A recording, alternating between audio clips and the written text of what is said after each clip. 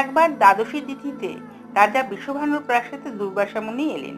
তখন ছোট রাধারানী অন্যান্য গোপীদের সাথে খেলা করছিল। রাধারানীর অনুপম রূপ দর্শন করে দুর্বাসা অত্যন্ত প্রীত হয়ে রাধারানীকে নিজের হাতে পরমান্ন করে তাকে ভোজন করাতে বললেন। রাধারানী তক্ষুনি ছুটে মায়ের কাছ থেকে পরমান্ন রান্না করার সমস্ত সামগ্রী সংগ্রহ করলেন ও পরমান্ন রান্না করে দুর্বাসা মুনিকে দিলেন। দুর্বাসা মুনি শ্রীমতী রাধারানীর সেবায় অত্যন্ত প্রীত হয়ে তাকে বর দিলেন, তুমি যা কিছু রাঁধবে, যে পদে তোমার হাতে স্পর্শ হবে সেই পদ অমৃতপম সুস্বাদু হবে, আর যে সেই পদ আস্বাদন করবে তার আয়ু, বল, রূপ ও খ্যাতি সবই দিনে দিনে বর্ধিত হবে।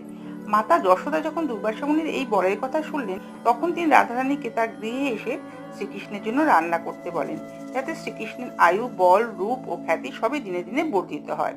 এইভাবে ওই বরের কৃপায় শ্রীকৃষ্ণকে সেবা করা, দর্শন করার ও সাক্ষাৎ করার বহু সুযোগ লাভ করেছিলেন রাধারানী।